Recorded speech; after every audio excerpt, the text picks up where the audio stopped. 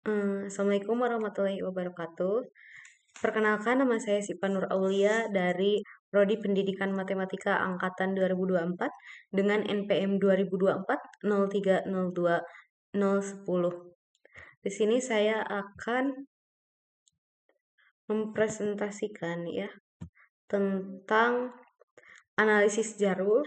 Contohnya itu seorang mahasiswa S2 Pendidikan Matematika melakukan penelitian disertai tentang model kausal yang berhubungan dengan kemampuan awal matematika siswa, yaitu X1, dan kondisi lingkungan belajar X2 terhadap motivasi belajar siswa, yaitu Z, sebagai variabel mediasi yang selanjutnya berpengaruh terhadap hasil belajar matematika siswa, yaitu Y. Penelitian dilakukan terhadap 30 siswa kelas 10 SMA. Kita lihat datanya, ini datanya ya. Kita copy saja.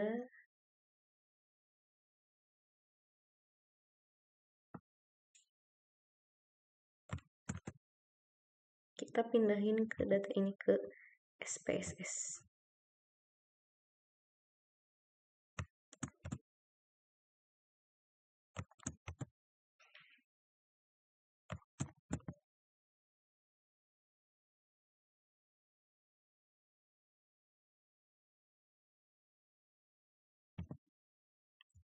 Sekarang sudah ada, kita ke data view.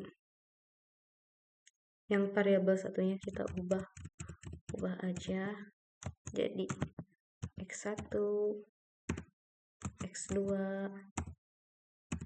Z, terus Y. Labelnya itu ini kemampuan awal. Terus yang kedua itu lingkungan belajar. Yang keempat motivasi. Yang ketiga motivasi. Yang kelima hasil belajar. Yang ininya kita ubah jadi skal yang sama semuanya. Terus kita lihat lagi ke data view. Oh iya, ada yang belum diubah. Desimalnya kita ubah ke 0 semua.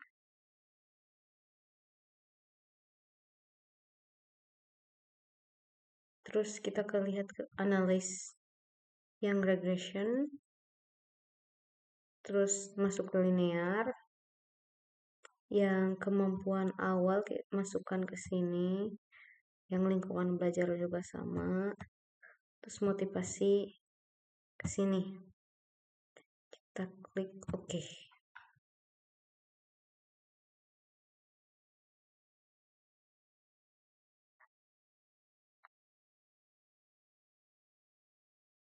Ini udah muncul ya.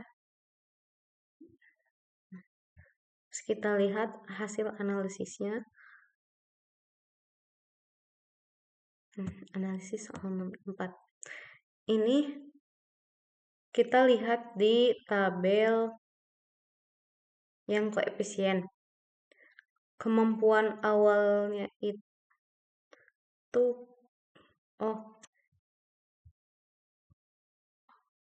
yang koefisien. Nih, yang koefisien kemampuan awal ini. Terusnya kemampuan awalnya itu sigmanya itu 0,0 ya. Jadi diketahui nilai signifikan variabel kemampuan awal atau X1 sebesar 0,000 itu lebih kecil dari 0,05, maka berkesimpulan bahwa variabel kemampuan awal yaitu X1 berpengaruh signifikan terhadap variabel motivasi yaitu Z. Terus tuh yang kedua itu lingkungan belajar. Nilai signifikan dari lingkungan belajar atau X2 yang ini, nilai sigmanya itu 0,00 itu lebih kecil dari 0,05, maka berkesimpulan bahwa variabel lingkungan belajar berpengaruh signifikan terhadap variabel motivasi belajar. Terus R square-nya itu bernilai 0, yang ini 0,099,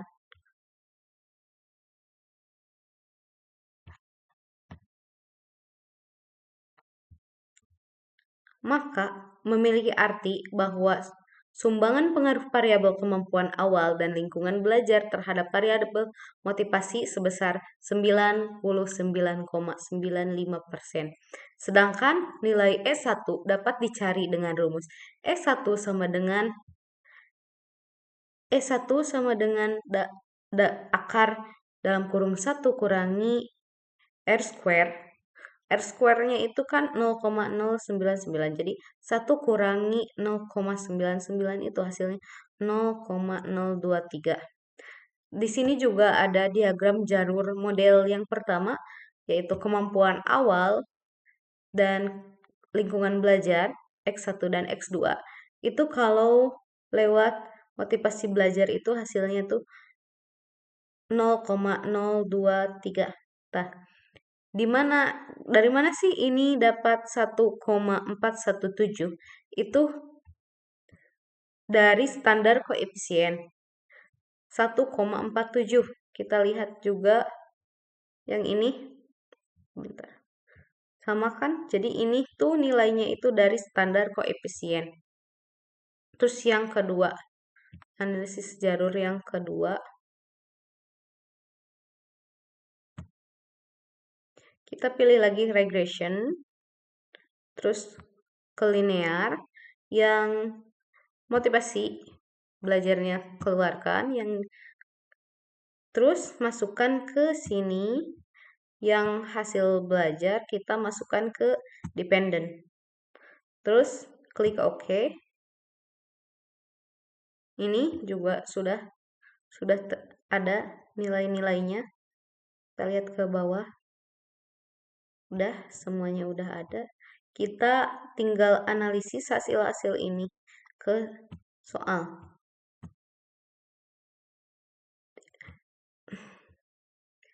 Dari koefisien jalur yang kedua, yaitu kita meneliti tentang pengaruh X1, X2, dan Y terhadap Y.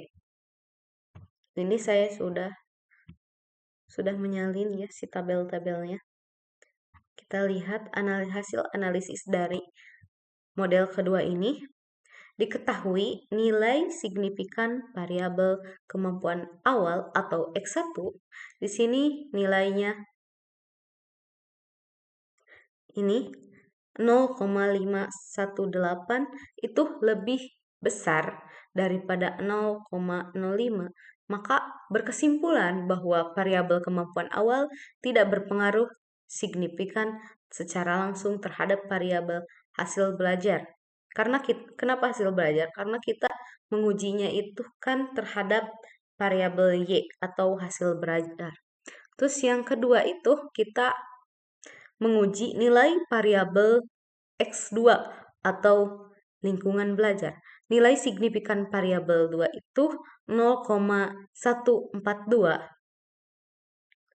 Itu lebih besar dari 0,05, maka berkesimpulan bahwa variabel lingkungan belajar tidak berpengaruh signifikan secara langsung terhadap variabel hasil belajar atau Y. Terus yang terakhir, nilai motivasi belajar itu nilainya itu 0,00, itu lebih kecil dari 0,05, maka berkesimpulan bahwa variabel motivasi belajar berpengaruh signifikan terhadap variabel hasil belajar. Sekarang kita melihat nilai R square-nya ya. Nilai R square-nya itu R square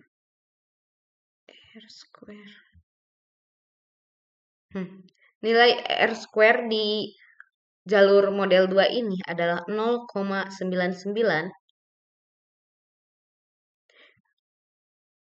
Itu artinya ia memiliki arti bahwa sumbangan pengaruh variabel kemampuan awal, lingkungan belajar, dan motivasi belajar terhadap variabel hasil belajar itu adalah 99,92%. Sedangkan nilai E2 dapat dicari dengan rumus E2 sama dengan akar dalam kurung 1 kurangi R square, yaitu 0,09. Hasilnya itu sama dengan 0,029.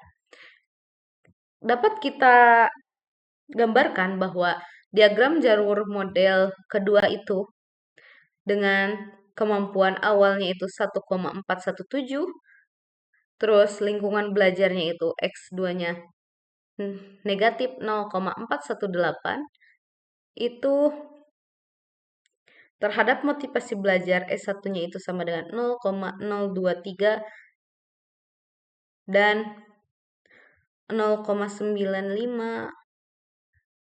Nilainya itu dari sini ya, dari koefisien yang B ini 0,959.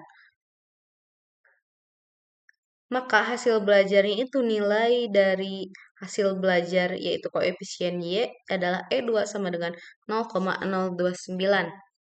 Dapat disimpulkan dari analisis jalur tersebut bahwa kemampuan awal X1 melalui motivasi belajar atau variabel Z terhadap hasil belajar matematika yaitu variabel Y diketahui pengaruh langsungnya yang diberikan kemampuan awal terhadap hasil sebesar-besarnya ialah 0,244, sedangkan pengaruh tidak langsung kemampuan motivasi belajar hasil belajar adalah perkalian antara nilai beta kemampuan awal terhadap motivasi belajar dengan nilai beta motivasi belajar yaitu hasil belajar. Nilai betanya itu kita lihat dari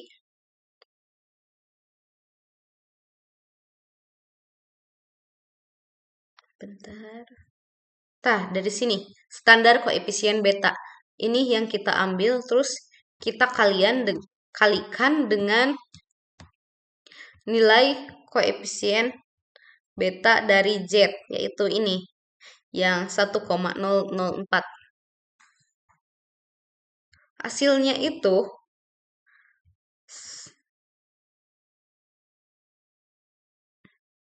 1,423. Berdasarkan perhitungan di atas, diketahui pengaruh langsung sebesar 0, minus 0,244 dan pengaruh tidak langsung sebesar 1,423, maka memiliki arti bahwa pengaruh tidak langsung lebih besar dibandingkan dengan pengaruh langsung. Ini maksudnya ialah, jadi pengaruh tidak langsungnya itu dari melalui X1, X2 itu melalui Z dulu, gak langsung ke nilai Y. Jadi nilai berhasilnya itu 1,423, sedangkan nilai langsungnya itu dari X1, X2 langsung ke Z, maka nilainya itu minus 0,244. Sekarang kita lihat pengaruh belajar X2 melalui motivasi belajar terhadap hasil belajar matematika yaitu Y. Diketahui pengaruh langsung yang diberikan lingkungan belajar terhadap hasil belajar sebesar 0,240, sedangkan pengaruh tidak langsung terhadap belajar melalui motivasi belajar terhadap hasil belajar adalah perkalian antara nilai beta, yaitu nilai lingkungan belajar terhadap motivasi belajar dengan nilai motivasi belajar terhadap hasil belajar, yaitu minus 0,418 kali 1,004 sama dengan minus 0,420. Berdasarkan perhitungan di atas diketahui pengaruh langsung sebesar 0,240 dan pengaruh tidak langsung sebesar minus 0,420, maka memiliki arti bahwa pengaruh tidak langsung lebih besar dalam dalam nilai absolut dibandingkan dengan pengaruh langsung. Namun arah pengaruh tidak langsung negatif, maka berkesimpulan bahwa secara tidak langsung lingkungan belajar melalui motivasi belajar tidak berpengaruh positif secara signifikan terhadap hasil belajar matematika yang diharapkan. Mungkin sekian pemaparan dari saya. Wassalamualaikum warahmatullahi wabarakatuh.